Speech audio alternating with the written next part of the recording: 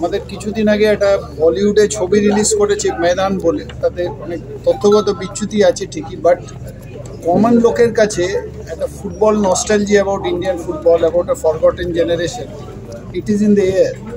তো সেই দিক দিয়ে এটা খুব টাইমলি একটা উদ্যোগ। 50 বছর আমাদের হলো এশিয়ান ইউথ চ্যাম্পিয়নশিপে।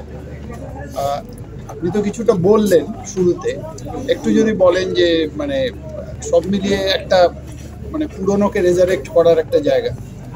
দেখুন, আমি বলবো যে সিনেমা সাহিত্য এমন একটা মাধ্যম যেটার মধ্য দিয়ে আপনি সাধারণের কাছে খুব সহজে পৌঁছতে পারেন। আমি এই সিনেমাটির ট্রেলার মাস 6 আগে বম্বেতে দেখেছিলাম, আমাকে দেখানো হয়েছিল, আমার ভালো লেগেছিল। আর যখন একটা সিনেমা তৈরি হয়, সম্পূর্ণ তো বাস্তবটাকেই সিনেমায় করা যায় না, কিছুটা জায়গায় হলেও অতিরঞ্জিত করতে হয়, একটু নাটকীয়তা আনতে হয় দর্শকদের মনোরঞ্জনের জন্য। আমরা এর আগে খেলা নিয়ে যে সিনেমাগুলো দেখেছি, যার মধ্যে লাগান এমন একটা সিনেমা যেটা সাধারণ মানুষকে ছুঁয়ে গেছে, সেখানে একটা জাতীয়তাবাদ ছিল, জাতীয়তাবোধ ছিল, সেখানে ক্রিকেট খেলা ছিল। আমরা যদি দেখি যে 1911-র মোহনবাগানের জয়টা, এইরকম একটা যে মোহনবাগানের জয় নিয়েও একটা আমাদের সিনেমা হয়েছে। তো ফুটবল নিয়ে যত বেশি লেখালেখি হবে সাহিত্যে, যত সিনেমা হবে, তত আমার মনে হয় সাধারণের এই খেলার সাথে যোগাযোগ বাড়বে। তো আমি এটা সর্বতভাবে সমর্থন করছি এই সিনেমাটিকে। যদি সেখানে কোনো তথ্যগত ভুল হয়েও থাকে, আমার মনে হয় সেটা একটা উদার মানসিকতা দিয়ে ওটাকে অ্যাভয়েড করে যাওয়া উচিত। কিন্তু সর্বোপরি ফুটবল যদি সাধারণ ছেলে মেয়েদের মনে দাগ কাটতে পারে, তাদেরকে যদি মাঠমুখী করতে পারে, তাদের যদি জীবিকাকে কেন্দ্র করে স্বপ্ন দেখাতে পারে, আমার মনে হয় তাহলে সেই ক্ষেত্রে এই সিনেমাটা সেই দিকে এগোনোর ক্ষেত্রে একটা সফলতার প্রথম পদক্ষেপ হিসেবে আমার মনে হয়।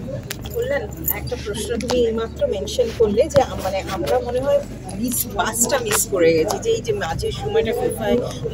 এবার এই যে মিস করা বাসটাকে ধরতে গেলে যে একটা ল্যাব পিছনে আছে, তা শুধুই কি একাডেমি করলেই কাজ শেষ হয়ে যাবে, নাকি আরো কিছু করা দরকার? সেই বাসটা ধরতে গেলে কি ভাবনা বেরোবে?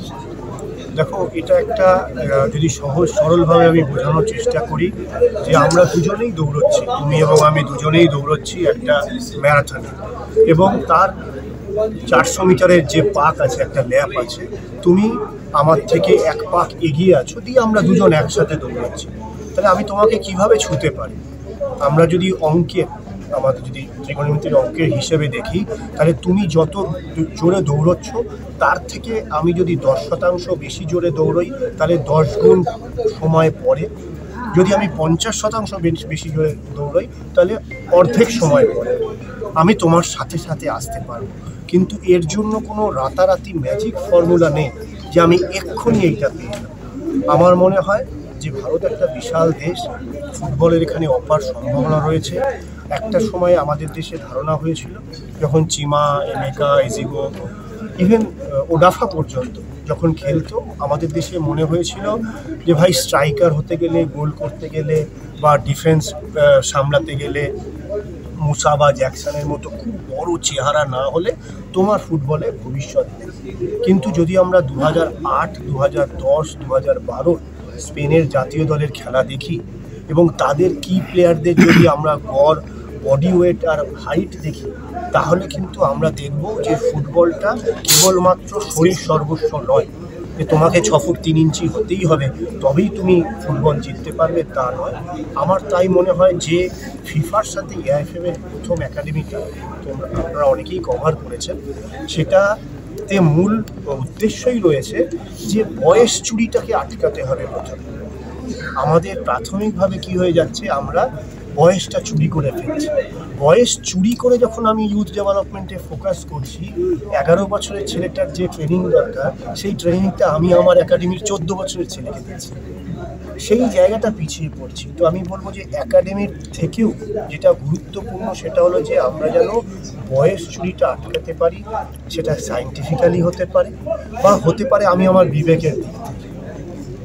যদি তোমরা মনে করো, এবছরও একটা ঘটনা ঘটেছে কলকাতার এক ক্লাবে, তার 2টো আধার কার্ড পাওয়া গেছে। তো তো পরে খেলোয়াড়টি এফিডেভিট দিয়ে তার দোষ স্বীকার করেছে। তো এইটা যখন হয়েছে, মনে করো কোথাও একটা বিবেকের কাছে আমরা প্রশ্ন করিনি যে আমি একটা ভুল কাজ করছি, চুরি করছি। তো যদি আমরা সেই জায়গাটাতে আসতে পারি যে বিবেকের কাছে প্রশ্ন করে ভাই চুরি করবো না, কারণ দেশের ভবিষ্যতের ব্যাপার রয়েছে, তাহলে আমার মনে হয় একাডেমি করার প্রথম পদক্ষেপ বা ভিত্তিটা সেখানে সফল। বয়স চুরির লোহার ব্যাপারটা আমরা 91 সালে যখন আইএফএ আন্ডার-19 দুটো প্লেয়ার করেছিল তখনও বয়স চুরি দেখেছি, এই 24 সালেও দেখছি। এইটা যে বয়স চুরি যাতে না হয়, কর্মকর্তা কোচরা না করে, তার জন্য কোনো স্পেশাল ক্যাম্পেনের কথা ভাবছো? এটা ভালো প্রশ্ন। আমি বলবো যে দেখো, মানুষকে এডুকেট করতে হবে। 91 সালে আমাদের গড় মানসিকতা যা ছিল, আমাদের যা বয়স ছিল, আজকে 2024 সালে নিশ্চয়ই মানসিকতার পরিবর্তন হয়েছে, আমাদের চিন্তায় পরিবর্তন হয়েছে। দীর্ঘদিন ধরে আমরা প্রত্যেকেই ফুটবলের সাথে যুক্ত রয়েছি।